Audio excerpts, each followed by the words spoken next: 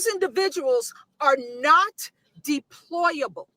Do you understand? You've never been in the military. You don't have anybody military adjacent. You don't know what you're talking about. We are returning to a military based on lethality, not on a freaking MK Ultra style social experiment like you goofy people want to keep going. Are people's fifis going to be hurt? Well, yes, of course they're going to be hurt, because we're not paying $500,000 each in taxpayer money for your stank ass surgery.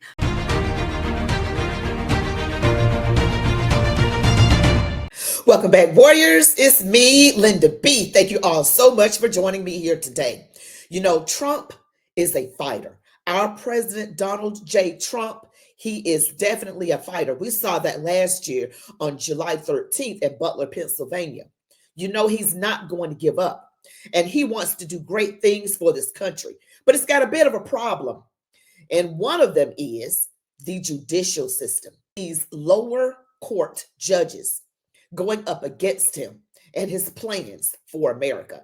Before we get into it, don't forget to smash that like button, comment, share, subscribe, hit all notifications so that you never, ever miss the video that I post. Now let's get into it. All right, so Donald Trump doesn't want birthright citizenship for children that are born to illegals, the illegal aliens.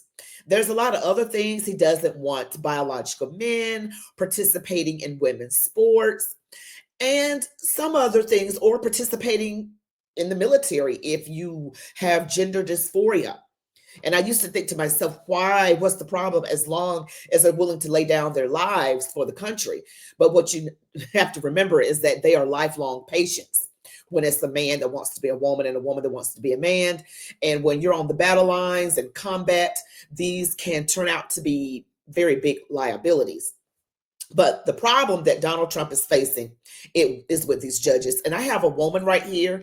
She's going to go off. Okay. She is a widow.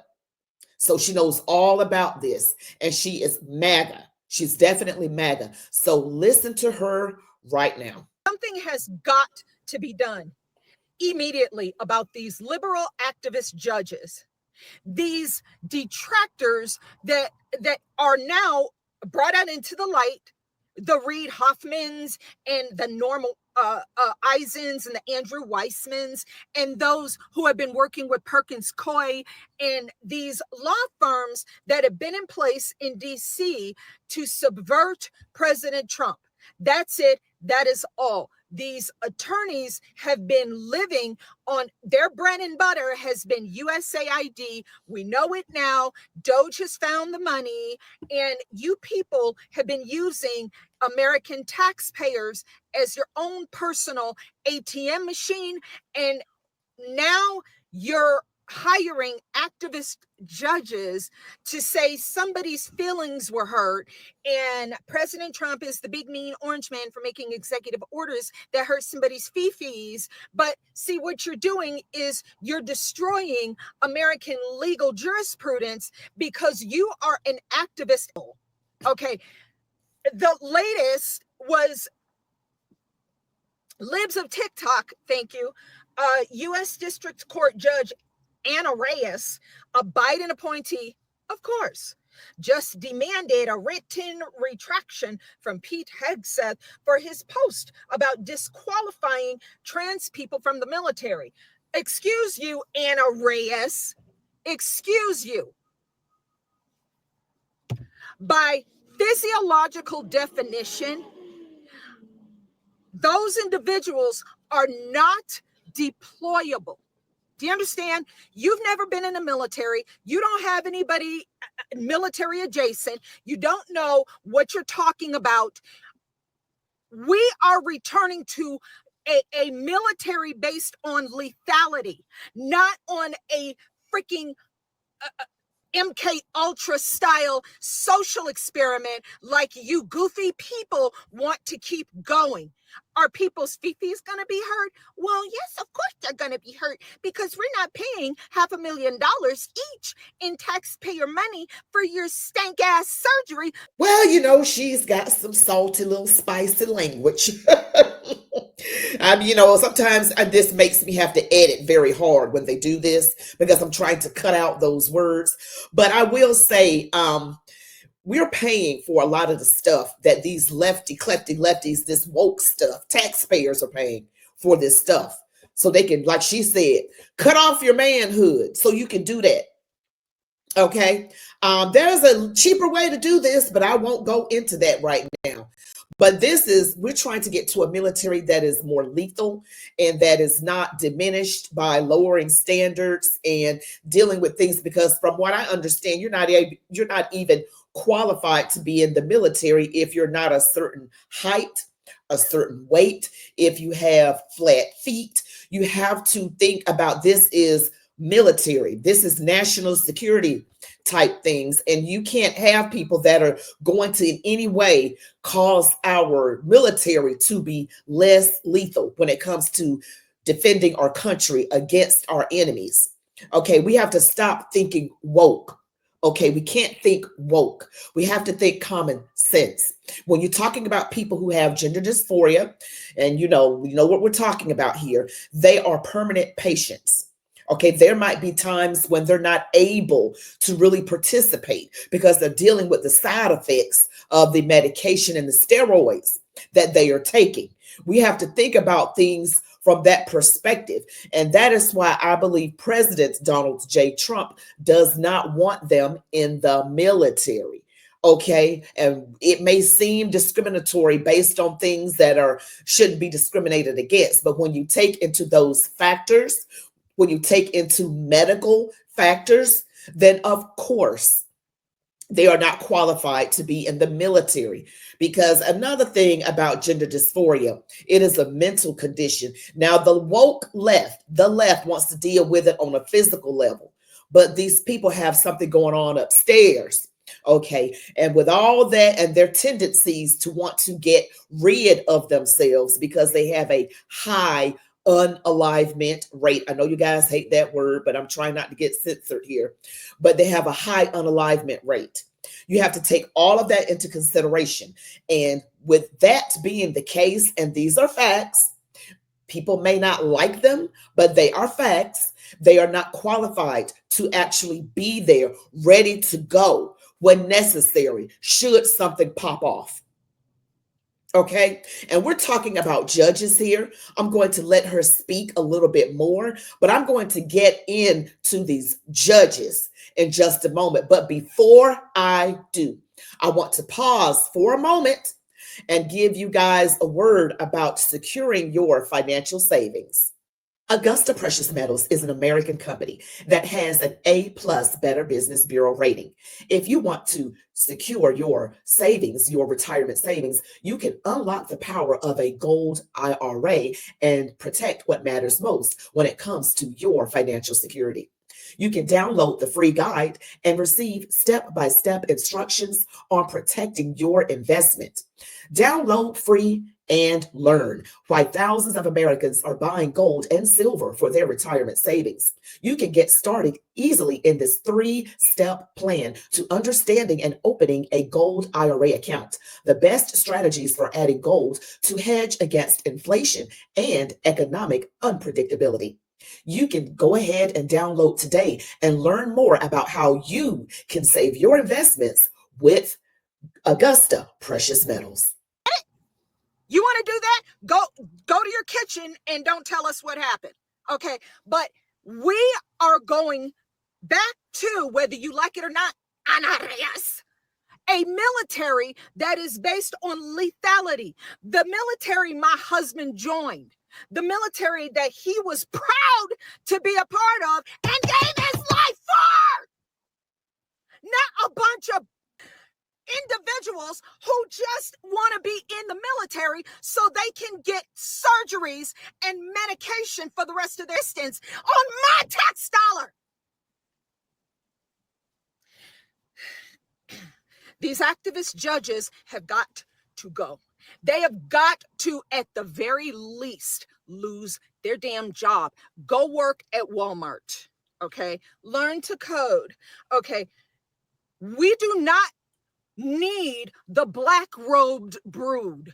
We need judges who are impartial, who are aligned with and adhere to their Article 3 judicial powers. That lady's name is Karen Kennedy. Okay, and I believe she's a widow. Her husband fought in the military, and which we have to understand that when you have a military based on a high bar and you're able to meet it, there's a sense of pride that I was able to achieve this accomplishment that few people can make. But when you lower it so just about everybody can join in, that it takes away that special accomplishment of a feeling. It's like when you get accepted to Harvard, which is a very difficult school to get accepted into, or Princeton, or or Cornell, or you're able to get into a community college. Which one is going to exhibit that sense of accomplishment more? Of course, it's not the community college. I'm just saying there's nothing wrong. I'm not putting people down that go there, but I'm just proving a point. All right, so I'm going to go over these judges. I have a few of them. I'm not going to go over every single one of them. And then we got to hear from the White House press secretary as she lays it down, Karoline Leavitt. But let's look at these judges. All right, so I do have a few judges listed here. So the first one is Lauren Ali Khan, and she was appointed to the U.S. District Court for the District of Columbia by President Joe Biden in December of 23. All right, and she blocked the Trump administration's sweeping plan to pause federal funding while it reviewed whether programs aligned with his agenda minutes before it was scheduled to take effect on January 28th, after a group of nonprofit and public health organizations filed a lawsuit. She extended the order last week, ruling that the federal government must tell agencies not to implement the freeze. And you can find this information on newsweek.com. Next, we have Deborah Boardman. Boardman is a judge on the U.S. District Court for the District of Maryland, was appointed by Biden in 21. And it states also that she ordered a pause on Trump's executive order seeking to end birthright citizenship for children of those in the country illegally. She brought in a lawsuit by immigrant rights groups and several expectant mothers. She said citizenship is a national concern that demands a uniform policy. Then we have John Coganor. He is a judge on the U.S. District Court for the Western District of Washington. He was nominated to the federal bench in 81 by Ronald Reagan. He has a reputation for being a tough judge and has presided over high-profile cases. Coganor was the first judge to block Trump's executive order denying birthright citizenship to the children of people living in the U.S. illegally, calling it blatantly unconstitutional in a lawsuit brought by 4 states. Then we have Paul Engelmeyer, is a judge on the U.S. District Court for the Southern District of New York. He was nominated by President Barack Obama. Boo. And in 2011, he worked as an assistant U.S. attorney and assistant to the Solicitor General and in private practice before his nomination to the federal bench. This past Saturday, Judge Engelmeyer issued a preliminary injunction blocking Elon Musk's Department of Government Efficiency from accessing Treasury Department records. Okay, and there are others, such as Angel Kelly is a judge on the United States District Court for the District of Massachusetts, nominated by Biden in 21. And she blocked the Trump administration's efforts to make billions of dollars in cuts to funding for health research grants after Democratic attorneys generals from 22 states sued. So those are the judges. And now I'm going to let you hear a word from our White House press secretary, Karoline Leavitt. Court rulings about all the fired probationary workers. You used the same language here just now that was in the statement about fighting back against that ruling. Do you mean appealing or something else? And does the administration plan to comply with those orders in the meantime? Fighting back by appealing, fighting back by using the full weight of the White House counsel's office and our lawyers at the federal government who believe that this injunction is entirely unconstitutional. And it is, for anybody who has a basic understanding of the law. You cannot have a low-level district court judge filing an injunction to usurp the executive authority of the President of the United States. That is completely absurd. And as the executive of the executive branch, the President has the ability to fire or hire. And you have these lower level judges who are trying to block this president's agenda. It's very clear. And as I just cited, I was appalled by the statistic when I saw it this morning.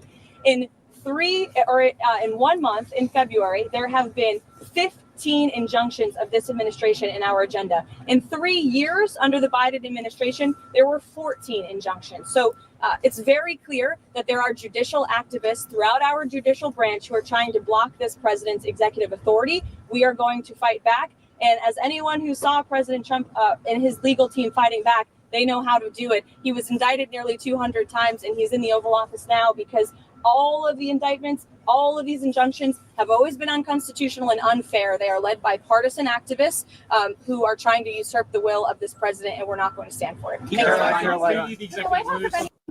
There she goes. She drops the mic and walks off. That's her signature move. I love it. So yeah, these very partisan judges trying to block the agenda that Trump has. And for whatever you say about Donald Trump, people don't have to like the man. I like him now. I love him, actually. Maybe one day I'll get to meet him. But in any event, he's trying to do what's best for America. It may not look like it in the mainstream media, or the lamestream media may push it out a certain way, but he's trying to look out for what's best for America. Everything he's doing, from the tariffs to making our military stronger, to securing the border, to trying to get back some money from all of these horrible deals that United States for decades has lost money on, with this unfair trade situation and now he's doing reciprocal tariffs. If they, have a tariff on our goods of 25%, we put a 25% tariff on their goods. It's fair. We've been one-sided. Everything's been one-sided, but no longer. And I don't care. People are going to say, well, it's going to make things expensive. Only if you buy things from that particular country.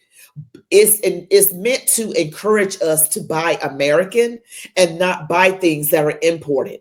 And it's meant to bring more jobs here. See, people are so short-sighted, or they have Trump derangement syndrome. They can't even think straight. But that's what's going down right now with these judges. And he's going to fight back. And you know what he said back in Butler, Pennsylvania, when he rose up with his fist in the air, and he darn sure he means it. Thank you guys so much for watching this video. Don't forget to smash like, comment, share, subscribe, hit all notifications so that you never miss a video that I post. I'm also here live Sundays through Thursdays at 9:30 p.m. Eastern Standard Time right here on YouTube. And you can also catch me on the Linda B Show. I post videos there weekly, and it's right here on YouTube. You all be blessed. Love God, your families, these United States of America, and march on, warriors.